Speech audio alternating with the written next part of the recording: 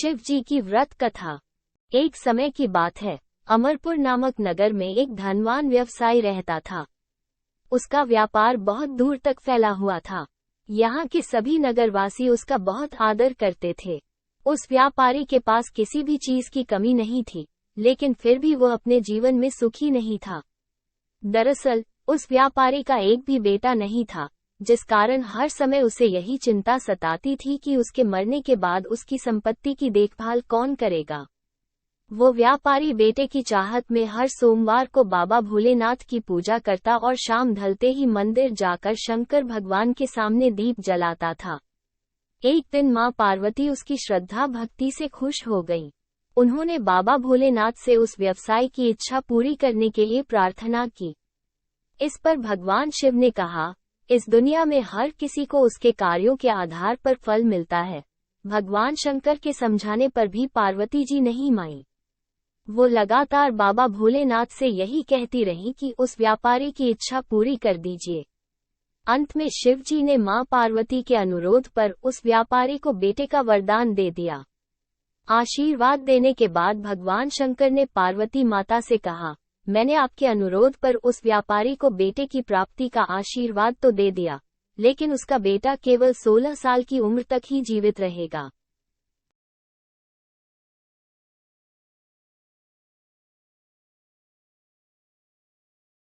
यही बात भगवान शिव ने उस व्यापारी के सपने में जाकर उसे भी बताई। वरदान पाकर व्यापारी प्रसन्न था, लेकिन बेटे की उम्र 16 साल ही होगी सोचकर वो फिर दुखी हो गया। वो पहले की तरह फिर से हर सोमवार को भगवान शंकर की पूजा करने लगा।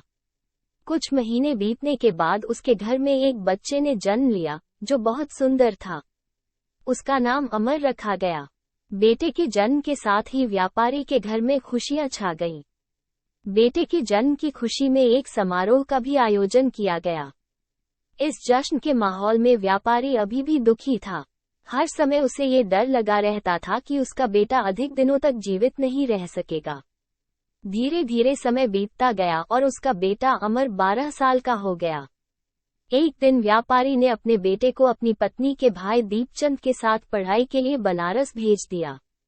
वाराणसी जाते समय रास्ते में जहां भी अमर और दीपचंद आराम करने के लिए रुकते, वहां वो यज्ञ और ब्राह्मणों के लिए भोजन की व्यवस्था करते जाते थे। कुछ दूर जाने के बाद अमर और दीपचंद एक नगरी पहुंचे। यहाँ नगर के महाराज की बेटी चंद्रिका की शादी थी, जिसके लिए पूरे नगर को दुल्हन की तरह सजाया गया था। ठीक उसी समय बारात भी आ गई। इस समय लड़के का पिता परेशान था, क्योंकि उसके बेटे की एक आंख खराब थी। उन्हें डर था कि अगर लड़की वालों को ये बात पता चल गई तो वो शादी तोड़ देंगे। तभी उसकी नजर अमर और दीपचंद पर पड़ी।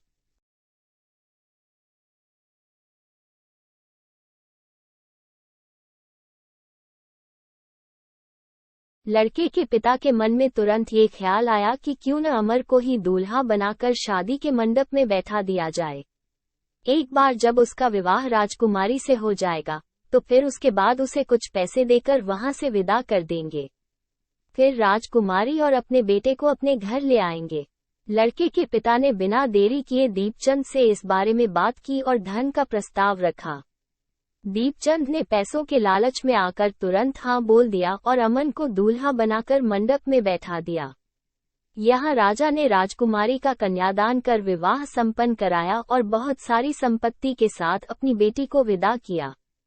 शादी के बाद जब अमर वहां से लौट रहा था तो उसे लगा कि झूठ बोलना सही नहीं है और उसने राजकुमारी चंद्रिका के दुपट्टे पर सारी सच्चाई लिख दी।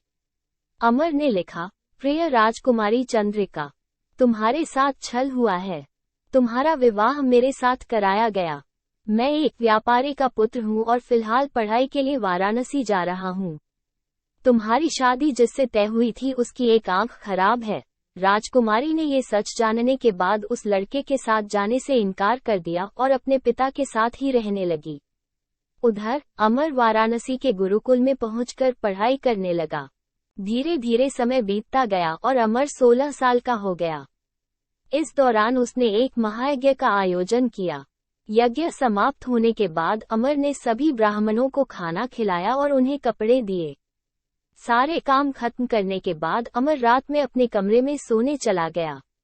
भगवान शंकर के वरदान के मुताबिक उसी रात अमर के प्राण चले गए। अगली सुबह जब दीपचंद उसके कमरे में पहुंचा तो उसने देखा कि अमर जीवित नहीं है। वो जोर जोर से रोने लगा। उसकी रोने की आवाज सुनकर आसपास के लोग भी इकट्ठा हो गए और अपना दुख जताने लगे। दीपचंद के रोने की आवाज भगवान शिव और मां पार्वती के कानों तक भी पहुंची।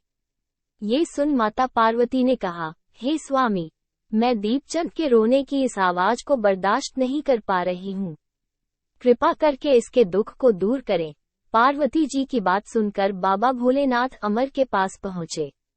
यहाँ उन्होंने देखा कि यह तो वही बालक है जिसे केवल 16 साल की उम्र तक ही जीवित रहने का आशीर्वाद मिला था। इसके बाद भगवान शिव सीधे मां पार्वती के पास पहुंचे और कहा, हे गौरी, मरने वाला बालक उसी व्यापारी का पुत्र है। इसने अपनी उम्र पूरी कर ली है।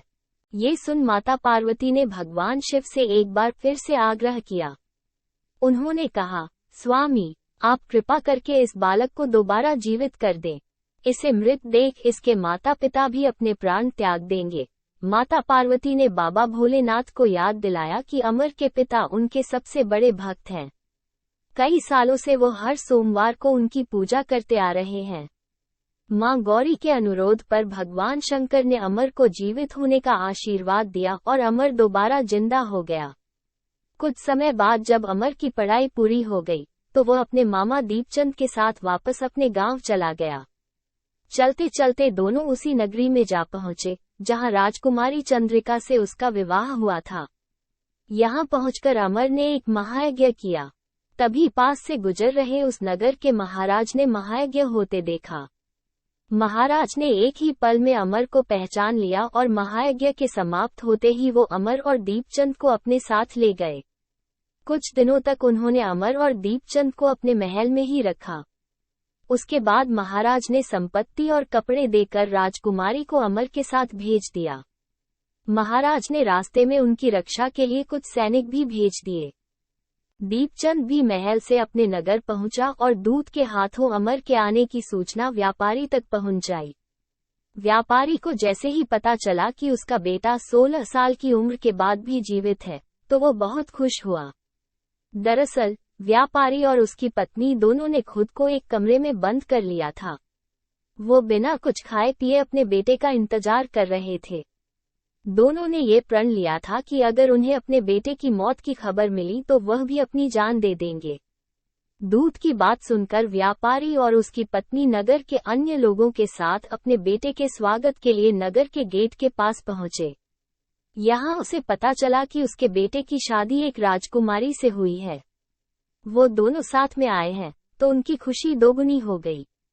बेटे और अपनी बहू का स्वागत उसने काफी धूमधाम से किया। उसी रात एक बार फिर से बाबा भोलेनाथ व्यापारी के सपने में आए और कहा, मैं तुम्हारी भक्ति से खुश हूँ। हर सोमवार को तुम मेरी पूजा करते हो, इसलिए मैंने तुम्हारे बेटे को लंबी उम्र का वरदान दिया है।